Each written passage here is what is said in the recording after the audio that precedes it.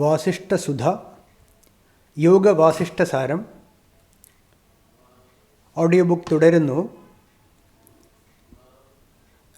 നിർവാണപ്രകരണം 13-ാം സർഗം ഇക്ഷ്വാകൂപാഖ്യാനം, page 402. കുചകോട്ടരസംസുപ്തം വിസ്മൃത്യ ജനനീസുതം യഥാരോദിതി പുത്രാർത്ഥം തഥാത്മാർത്ഥമയം ജനഃ. ജനനി അമ്മ കുചകോട്ടര സംസുപ്തം മാർവിടത്തിൽ ഉറങ്ങിക്കിടക്കുന്ന സുതം വിസ്മൃത്യ മകനെ മറന്നിട്ട് യഥാ പുത്രാർത്ഥം രോദിതി എപ്രകാരമാണോ മകനു വേണ്ടി നിലവിളിക്കുന്നത് തഥാ അയം ജനഃ ആത്മാർത്ഥം രോദിതി അതുപോലെ ഈ ജനങ്ങൾ ആത്മാവിനു വേണ്ടി നിലവിളിക്കൂട്ടുന്നു. അമ്മ മാർവിടത്തിൽ ഉറങ്ങിക്കിടക്കുന്ന മകനെ കണ്ടിട്ട് എപ്രകാരമാണോ മകനു വേണ്ടി നിലവിളിക്കുന്നത് അതുപോലെ ഈ ജനങ്ങൾ ആത്മാവിനു വേണ്ടി നിലവിളിക്കൂട്ടുന്നു. തഥാ ആത്മാർത്ഥമയം ജനഃ മാർവിടത്തിൽ ഉറങ്ങിക്കിടക്കുന്ന കുഞ്ഞിനെ മറന്നിട്ട് കുഞ്ഞിനെ കാണാനില്ലെന്നു പറഞ്ഞ് അമ്മ നെഞ്ഞത്തടിച്ച് നിലവിളിച്ച് കരയുകയാണ്. നെഞ്ഞത്തടിക്കുമ്പോൾ അടി കൊള്ളുന്നത് കുഞ്ഞിൻ്റെ മുതുകിലാണ്. അതുപോലെയാണ് ജനങ്ങളുടെ ആത്മാന്വേഷണം. എല്ലാവരും അറിഞ്ഞോ അറിയാതെയോ അന്വേഷിക്കുന്നത് ആത്മാവിനെയാണ്. സുഖമാണല്ലോ എല്ലാവരും അന്വേഷിക്കുന്നത്. ആത്മാവ് മാത്രമാണ് സുഖസ്വരൂപം. അതിനെ തേടി ജനങ്ങളുടെ പിന്നാലെ പോയി കഠിന ദുഃഖം അനുഭവിക്കാൻ ഇടവരുന്നു. ഈ ദുഃഖത്തിൻ്റെ അടി വന്നു കൊള്ളുന്നതോ തൻ്റെ ഹൃദയത്തിലിരിക്കുന്ന ആത്മാവിൽ. എല്ലാവരുടെയും ഉള്ളിൽ അമ്മയുടെ മാറിൽ മകനെന്ന പോലെ ഞാൻ ഞാൻ എന്നിങ്ങനെ സുഖസ്വരൂപനായ ആത്മാവ് സദാ പ്രകാശിച്ചുകൊണ്ടിരിക്കുന്നു. രാഗദ്വേഷ മറയിൽ അകപ്പെട്ട് ആത്മസൂനു ഉറങ്ങിയതുപോലെ ആയിത്തീർന്നിരിക്കുന്നു. മാറിലുറങ്ങുന്ന കുഞ്ഞിനെ തട്ടി ഉണർത്തുന്നത് പോലെ രാഗദ്വേഷമറ ഒന്ന് മാറ്റി ഉണർത്താമെങ്കിൽ ആത്മാവ് സുഖസ്വരൂപനായി ലോകം മുഴുവൻ നിറഞ്ഞു തിങ്ങി അനുഭവപ്പെടും. അതു ചെയ്യാതെ സുഖം തേടി ജനങ്ങളുടെ പിന്നാലെ പോയി രാഗദ്വേഷമറയ്ക്ക് ശക്തി കൂട്ടി ആത്മാവിനെ പീഡിപ്പിക്കുകയാണ് അജ്ഞരായ ജനങ്ങൾ. മനു തുടർന്നു. ജരാമരണങ്ങളില്ലാത്ത നിത്യമായ ആത്മാവിനെ അറിയാതെ ജനങ്ങൾ നിലവിളിച്ചു കരയുന്നു. ജഡശരീരം നഷ്ടമാകുമ്പോൾ ഹാ എനിക്കെല്ലാം നഷ്ടപ്പെട്ടു, ഞാൻ അനാഥനായി, ഞാൻ നശിച്ചു എന്നിങ്ങനെ നിലവിളിക്കാൻ തുടങ്ങുന്നു. വെള്ളമിളകുമ്പോൾ കുമിള, തിര എന്നിങ്ങനെ പല രൂപത്തിൽ കാണപ്പെടുന്നു. അതുപോലെ സങ്കല്പഭേദം കൊണ്ട് ബോധരൂപമായ ഒരേ ബ്രഹ്മം പെരുകിക്കാണുന്നതാണ് ഈ ജഗത്ത്. രാജൻ ചിത്തത്തെ സങ്കല്പകളങ്കമകറ്റി ബോധഭാവനയിൽ ഉറപ്പിച്ചു നിർത്തൂ. ഹേ രാജൻ, ചിത്തത്തെ സങ്കല്പകളങ്കമകറ്റി ബോധഭാവനയിൽ ഉറപ്പിച്ചു നിർത്തൂ. സംശയമെല്ലാം വെടിഞ്ഞ് ദേഹം കൊണ്ട് ചലിക്കുന്നുണ്ടെങ്കിലും ഉള്ളിൽ ചലനരഹിതമായ ഈശ്വര സ്വരൂപം കൈക്കൊണ്ട് സ്വസ്ഥനും സുഖിയുമായി രാജ്യഭരണം നടത്തൂ. മനു പറഞ്ഞു, രാജാവേ, ശക്തിസ്പന്ദന രൂപമായ സൃഷ്ടികർമ്മത്തിലൂടെ ബോധസ്വരൂപനായ ഈശ്വരൻ ഒരു കുട്ടിയെപ്പോലെ കളിക്കുന്നു. ശക്തിസ്പന്ദന രൂപമായ സംഹാരകർമ്മത്തിലൂടെ എല്ലാം സംഹരിച്ച് സ്വരൂപസ്ഥിതനായി വർത്തിക്കുന്നു. ബോധശക്തി സ്വയം ഉദയം ചെയ്ത് ബന്ധിക്കുന്നു, അതുപോലെ സ്വയം ഉദയം ചെയ്ത് മോചിപ്പിക്കുന്നു. ചന്ദ്രസൂര്യന്മാരുടെയും അഗ്നിയുടെയും ചുട്ടുപഴുത്ത ഇരുമ്പിൻ്റെയും രത്നങ്ങളുടെയും പ്രകാശകിരണങ്ങൾ സ്വയം ഉദിച്ച് പ്രകാശിക്കുകയും സ്വയം അസ്തമിക്കുകയും ചെയ്യുന്നത് പോലെ, അഥവാ വൃക്ഷങ്ങളിൽ ഇലകളും അരുവികളിൽ ജലബിന്ദുക്കളും സ്വയം ഉണ്ടായി നശിക്കുന്നത് പോലെ ഈ ബ്രഹ്മത്തിലും പ്രപഞ്ചബുദ്ധി വെറും കൽപ്പിതം. ബ്രഹ്മത്തെ അറിയാത്തവർക്ക് ദുഃഖപ്രദം. ഇതാണ് വസ്തുസ്ഥിതി. മകനെ, വിശ്വമോഹിനിയായ ഈ മായ വിചിത്രയാണ്. സർവത്ര നിറഞ്ഞു നിൽക്കുന്ന ആത്മാവിനെ അതു നിമിത്തമല്ലേ കാണാൻ പറ്റാതിരിക്കുന്നത്? 330-ാം ശ്ലോകം. ചിദാകാശമയം സർവം ജഗദിത്യേവ ഭാവയൻ യസ്ഥിഷ്ടത്യുപശാന്തോന്തഃ സബ്രഹ്മ കവചസുഖി. ഈ ജഗത്ത് ഒരു രണാങ്കണം പോലെയാണ്. ഇവിടെ പക്ഷേ ജഗത്ത് മുഴുവൻ ബോധാകാശമയമാണെന്ന് ഭാവന ചെയ്തുകൊണ്ട് ആര് വർത്തിക്കുന്നുവോ അവൻ ബ്രഹ്മകവചമണിഞ്ഞ പടയാളിയാണ്. ഇവിടുത്തെ ആയുധങ്ങളൊന്നും അവനിൽ ഏൽക്കുകയില്ല. ഈ ജഗത്ത് ഒരു രണാങ്കണം പോലെയാണ്. പക്ഷേ ഇവിടെ ജഗത്ത് മുഴുവൻ ബോധാകാശമയമാണെന്ന് ഭാവന ചെയ്തുകൊണ്ട് ആര് വർത്തിക്കുന്നുവോ അവൻ ബ്രഹ്മകവചമണിഞ്ഞ പടയാളിയാണ്. ഇവിടുത്തെ ആയുധങ്ങളൊന്നും അവനിൽ ഏൽക്കുകയില്ല. അവൻ ശാന്തനായും സുഖിയായും ഈ പടക്കളത്തിൽ വിജയം വരിക്കുന്നു. അഹംഭാവം വെടിഞ്ഞ് അന്യമായി ഒന്നുമില്ലാത്ത ബോധഭാവം കൈക്കൊള്ളുക. മറ്റൊന്നുമില്ലാത്തതുകൊണ്ട് ശൂന്യം പോലെ വിലസുന്ന നിരാശ്രയമായ ബോധത്തെ സർവത്ര ഭാവന ചെയ്തുറപ്പിക്കുക. ഇത് രമ്യം, ഇത് അരമ്യം എന്ന ഭേദഭാവനയാണ് ദുഃഖത്തിൻ്റെ മുഴുവൻ വിത്ത്. സമഭാവനയിൽ ഈ ഭേദബുദ്ധി ദഹിച്ച് ചാമ്പലായാൽ പിന്നെ ദുഃഖത്തിന് അവസരമെവിടെ? രാജാവേ, രമ്യാരമ്യ ഭേദം ഉൾക്കൊള്ളുന്ന ഭാവനയെ ഉപേക്ഷിച്ച് ഉറച്ച പൗരുഷത്തോടെ ചിത്തത്തെ പിഴുതെറിയൂ. കാടുപോലെ വളരുന്ന സങ്കല്പങ്ങളെ സങ്കല്പിക്കായികയിൽ കൂടി മാറ്റുക. അങ്ങനെ ചിത്തത്തെ ഉപശമിപ്പിച്ച് ശോകമില്ലാത്തവനായി കഴിഞ്ഞുകൂടൂ. ഭുവനം മുഴുവൻ നിറഞ്ഞു തിങ്ങുന്ന ബോധരൂപനായി എല്ലാ വിഭാഗ ചിന്തകളും വെടിഞ്ഞു നിലകൊള്ളൂ. വിവേക വെളിച്ചമേന്തി സൃഷ്ടിഭ്രമമെല്ലാം കൈവെടിയൂ. നിരന്തരമായ പരമാനന്ദ അനുഭവം നേടി ദുഃഖമൊഴിവാക്കൂ. അഭയമായ ചിദ് വപുസ്സു കൈക്കൊണ്ട് മനസ്സടങ്ങി സമനിലയെന്ന വെളിച്ചം പരത്തി നിർമ്മല സുഖാനുഭവത്തിൽ മുഴുകൂ. യോഗഭൂമികകൾ മനു തുടർന്നു. ശാസ്ത്ര ചർച്ചയിലൂടെയും സജ്ജന സമ്പർക്കത്തിലൂടെയും ആരംഭത്തിൽ സത്യോന്മുഖമായ അറിവ് വർദ്ധിപ്പിക്കണം. ഒരു സത്യജിജ്ഞാസു ആദ്യം എത്തി നിൽക്കേണ്ട ഭൂമിക ഇതാണ്. ഈ ഭൂമികയ്ക്ക് ശുഭേച്ഛ എന്ന് പേരിടാം. വിചാരണയാണ് രണ്ടാമത്തെ ഭൂമിക അഥവാ ഘട്ടം. മൂന്നാമത് അസംഗഭാവന. നാലാമത് വിലാപിനി. വാസന വിലയിക്കുന്ന ഇടമാണിത്. ശുദ്ധബോധാനന്ദ അനുഭവമാണ് അഞ്ചാമത്തേത്. പകുതി സുഷുപ്തിയിൽ എന്ന പോലെ ജീവൻ മുക്തൻ ഇവിടെ വർത്തിക്കുന്നു. സത്വാപത്തി എന്നാണ് ഈ ഭൂമികയുടെ പേര്. അസംവേദന രൂപയാണ് ആറാമത്തെ ഭൂമിക. പദാർത്ഥഭാവേന എന്നും ഇതിന് പേരുണ്ട്. സുഷുപ്തി തുല്യമായ ഈ ഭൂമികയിൽ കട്ടിപിടിച്ച ആനന്ദ അനുഭവമാണുള്ളത്. തുര്യയാണ് ഏഴാമത്തെ ഭൂമിക. എല്ലാം ഉപശമിക്കുന്ന മുക്തിസ്ഥാനമാണിത്. ഭൂമികകൾക്കും ഉള്ള പേരുകളിൽ അല്പാൽപ്പം വ്യത്യാസങ്ങളുണ്ടെങ്കിലും അനുഭവക്രമം എല്ലാറ്റിലും തുല്യമാണ്. സമത്വം, നൈർമല്യം, സൗമ്യഭാവം ഇതൊക്കെ ഉച്ചകോടിയിലെത്തി നിൽക്കുന്ന ഭൂമികയാണ് ഏഴാമത്തേത്. ജഡബോധം പാടയെ ഒഴിഞ്ഞുമാറുന്ന തുര്യാതീത സ്ഥിതി പരമനിർവാണം തന്നെയാണ്. ഏഴാമത്തെ ഭൂമികയുടെ പ്രൗഢരൂപമാണത്. ദേഹബോധം ഇവിടെ പാടെ വിട്ടൊഴിയുന്നു. അതുകൊണ്ട് ഇതുതന്നെയാണ് വിദേഹമുക്തി. ആദ്യത്തെ 3 ഭൂമികകളെ ജാഗ്രത് എന്ന് പറയാം. നാലാമത്തേത് സ്വപ്നം. എന്തുകൊണ്ടെന്നാൽ അവിടെ ജഗത്ത് ഒരു സ്വപ്നം പോലെ അനുഭവപ്പെടും. ആനന്ദം മാത്രം അനുഭവപ്പെടുന്ന അഞ്ചാമത്തെ ഭൂമികയെ സുഷുപ്തമെന്ന് വിളിക്കാം. പദാർത്ഥബോധം ഒഴിഞ്ഞു മാറുന്ന ഇടമാണ് ആറാമത്തേത്.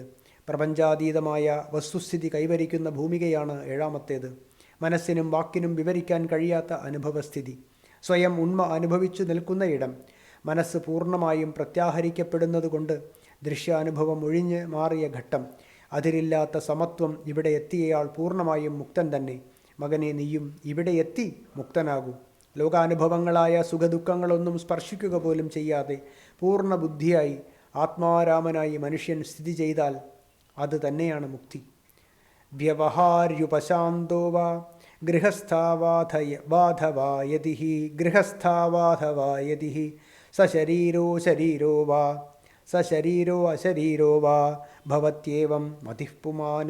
വ്യവഹാരി സദാ കർമ്മരംഗത്ത് കഴിയുന്നവനാകട്ടെ, ഉപശാന്തഹാവ കർമ്മമൊന്നും ചെയ്യാതെ ശാന്തനായി ഒരിടത്തിരിക്കുന്നവനാകട്ടെ, ഗൃഹസ്ഥഹാവ അഥവാ യതിഹി ഗൃഹസ്ഥനാകട്ടെ അഥവാ സന്യാസിയാകട്ടെ, സശരീരം അശരീരഹാവ ദേഹമുള്ളവനാകട്ടെ ദേഹമില്ലാത്തവനാകട്ടെ, പുമാൻ ഏവം മതിഹി ഭവതി മനുഷ്യന് ഈ തുരിയ അനുഭവത്തിലെത്തി നിൽക്കാൻ കഴിയുന്നു. സദാ കർമ്മരംഗത്തു കഴിയുന്നവനാകട്ടെ, കർമ്മമൊന്നും ചെയ്യാതെ ശാന്തനായി ഒരിടത്തിരിക്കുന്നവനാകട്ടെ, ഗൃഹസ്ഥനാകട്ടെ അഥവാ സന്യാസിയാകട്ടെ, ദേഹമുള്ളവനാകട്ടെ ദേഹമില്ലാത്തവനാകട്ടെ, മനുഷ്യന് ഈ തുരിയ അനുഭവത്തിൽ എത്തി നിൽക്കാൻ കഴിയുന്നു. ഭവത്യേവം മതിഃപുമാൻ. മോക്ഷാനുഭവത്തിൻ്റെ അതിനിഗൂഢമായ രഹസ്യമാണ് ഇവിടെ പ്രസ്താവിക്കപ്പെട്ടിരിക്കുന്നത്. സ്ഥൂല ശരീര ചലനങ്ങളുമായി മുക്തിക്ക് ഒരു ബന്ധവുമില്ല. സർവം ബ്രഹ്മമയം എന്ന ബുദ്ധിയുടെ ഉറപ്പാണ് തുരീയ അനുഭവ രൂപമായ മുക്തി. സ്വദേഹവും അതിൻ്റെ ചലനങ്ങളും പോലും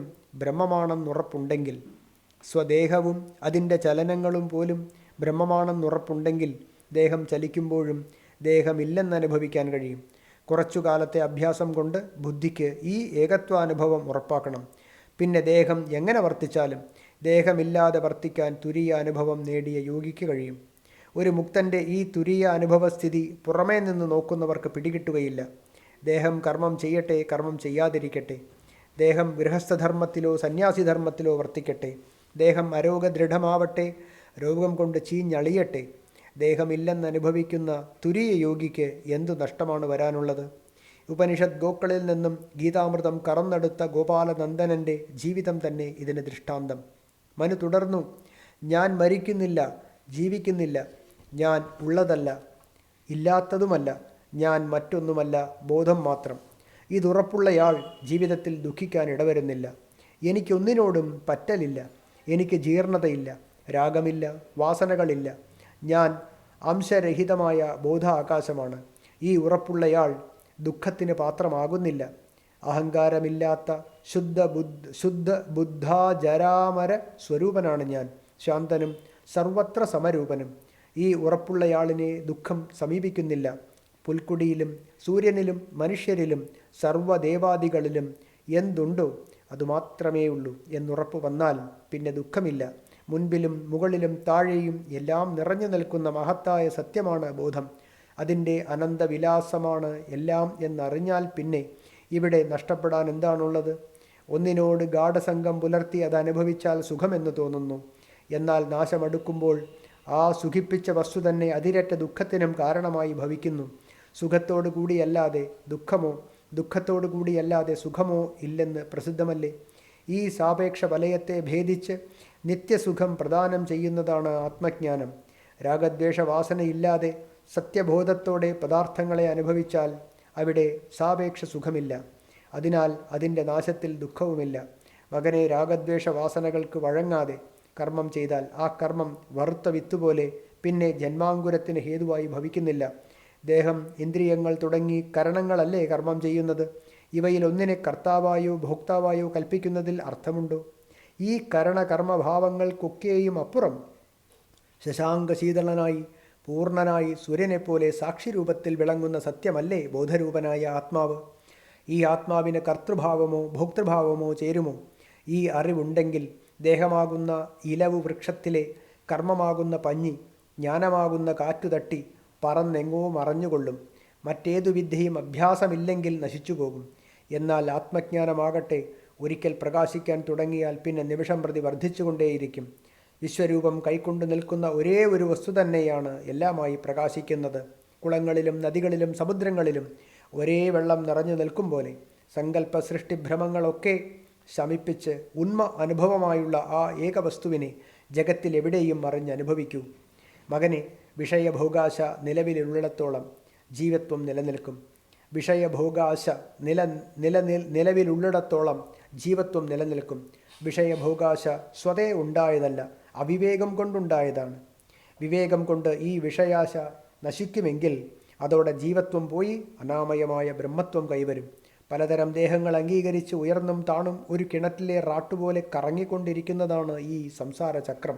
ചിന്തയാകുന്ന കയറിൽ ഒരു ജലപാത്രമായി ബന്ധിക്കപ്പെട്ട് സംസാരമാകുന്ന റാട്ടിൽ ഉയർന്നും താഴ്ന്നും കറങ്ങാൻ ഇടവരാതെ സൂക്ഷിക്കൂ.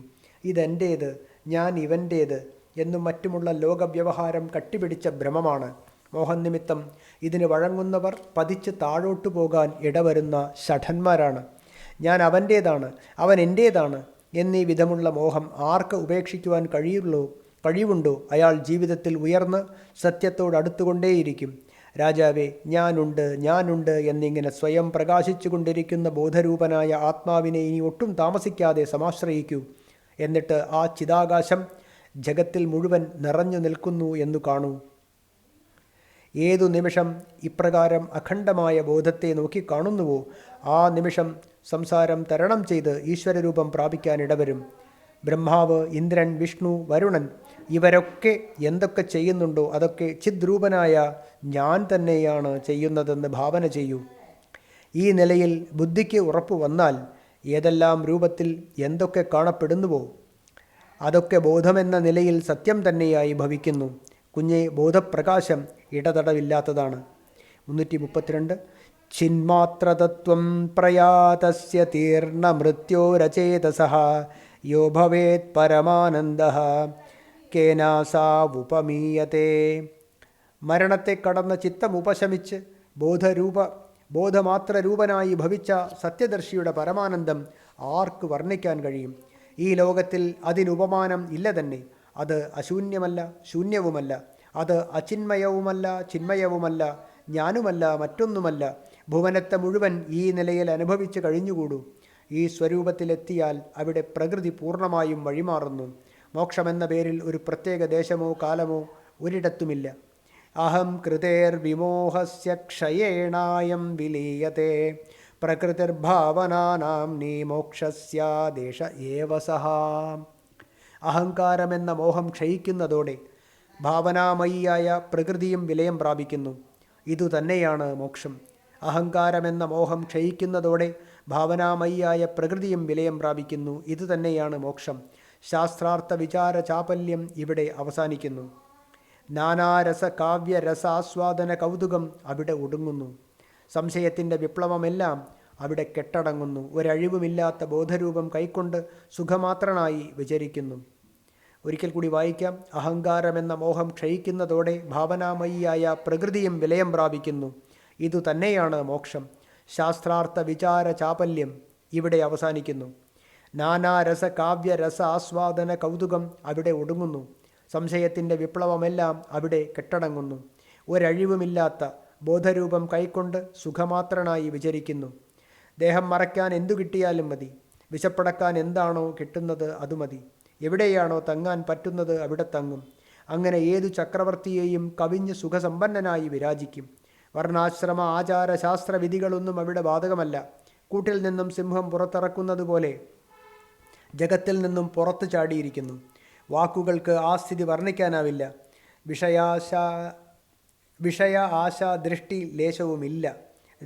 വിഷയാശ ദൃഷ്ടി ലേശവുമില്ല. ഒരവർണ്ണനീയ ശോഭ.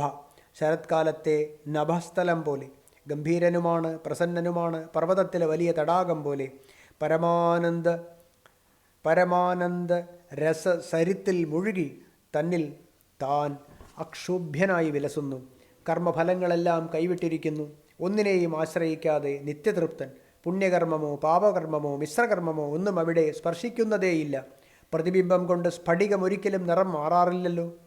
അതുപോലെ ജ്ഞാനി കർമ്മഫലം കൊണ്ടൊന്നും കളങ്കപ്പെടുന്നതേയില്ല. ജനതാമധ്യത്തിൽ ചിലർ അടിച്ചു വീഴ്ത്തട്ടെ, ചിലർ പൂജിച്ചാദരിക്കട്ടെ, ഖേദത്തിനോ ആഹ്ലാദത്തിനോ വഴങ്ങുന്നില്ല. നിഴലിനെ അടിച്ചാലും പൂജിച്ചാലും അതിന് കേടുപറ്റാറുണ്ടോ? നിസ്തോത്രൻ, നിർവികാരൻ, പൂജാ വിവർജിതൻ, എല്ലാ ആചാരക്രമങ്ങളിലും പെട്ട് ഒന്നുചേരുന്നു, വേർപെടുന്നു. ഒരു ഭാവഭേദവുമില്ല. എല്ലാ ആചാരക്രമങ്ങളിലും പെട്ട് ഒന്നുചേരുന്നു, വേർപെടുന്നു. ഒരു ഭാവഭേദവുമില്ല. ജ്ഞാനിയിൽ നിന്നും ലോകത്തിന് വ്യാകുലതയില്ല. ലോകത്തിൽ നിന്നും ജ്ഞാനിക്കും വ്യാകുലതയില്ല. രാഗദ്വേഷ ഭയ ആനന്ദങ്ങളോട് ചേരുന്നുമുണ്ട്, അകലുന്നുമുണ്ട്. ജ്ഞാനിയായ മഹാശയൻ ഒരു ലൗകിക കാര്യത്തിലും നിർബന്ധനല്ല. എന്നാൽ ഒരു കുട്ടിയോട് പോലും ചേർന്ന് ആ ഉദാരാശയൻ ഏതു കാര്യത്തിലും ഏർപ്പെടും. ദേഹം ചണ്ടാളക്കുടിലിലോ തീർത്ഥസ്ഥാനത്തോ പതിക്കട്ടെ, ഇപ്പോഴോ എപ്പോഴോ പതിക്കട്ടെ, ഒരു കുണ്ഠിതവുമില്ല. ജ്ഞാനമുറപ്പു വന്ന നിമിഷം മുതൽ അദ്ദേഹം മുക്തനാണ്. പിന്നെ ദേഹത്തെക്കുറിച്ച് ഒരു ചിന്തയുമില്ല. ഞാൻ വേറെയാണെന്ന ഭ്രമമാണ് ബന്ധം. ജ്ഞാനം കൊണ്ടത് ക്ഷയിക്കുന്നതാണ് മോക്ഷം. ഈ മോക്ഷത്തിൽ ആരെത്തി നിൽക്കുന്നുവോ അദ്ദേഹം ജനങ്ങളാൽ പൂജിക്കപ്പെടേണ്ടയാളാണ്. അദ്ദേഹത്തെ പൂജിക്കണം, സ്തുതിക്കണം, നമസ്കരിക്കണം. ജീവിത വിഭവങ്ങളും സുഖവും ആഗ്രഹിക്കുന്നവർ അദ്ദേഹത്തെ കാണണം, അഭിവാദ്യം ചെയ്യണം. ആത്മസത്യം അനുഭവിക്കുന്നവരുടെ ഈ നില യജ്ഞങ്ങൾ കൊണ്ടോ തീർത്ഥങ്ങൾ കൊണ്ടോ തപസ്സുകൊണ്ടോ ദാനം കൊണ്ടോ ഒന്നും ലഭ്യമാവുകയില്ല. പരമപാവനമായ ഈ നില സത്യത്തോടുള്ള പരമപ്രേമരൂപമായ ഭക്തി കൊണ്ട് സംസാര രോഗഭയം മാറിക്കിട്ടിയവർക്കേ കരഗതമാവൂ. വസിഷ്ഠൻ പറഞ്ഞു. ഇത്രയും പറഞ്ഞ് ഭഗവാൻ മനു ബ്രഹ്മലോകത്തുള്ള തൻ്റെ ആസ്ഥാനത്തേക്ക് മടങ്ങിപ്പോയി. ഇക്ഷ്വാകു മനു പറഞ്ഞതുപോലെ സത്യദൃഷ്ടി ഉറപ്പിച്ച് അചഞ്ചലനായി രാജ്യം ഭരിച്ചു. ഇത് ശ്രീ വാൽമീകിയെ മോക്ഷോപായേ നിർവാണപ്രകരണേ ഇക്ഷ്വാകൂപാഖ്യാനം നാമ 13 സർഗഃ. Audio book തുടരുന്നതാണ്.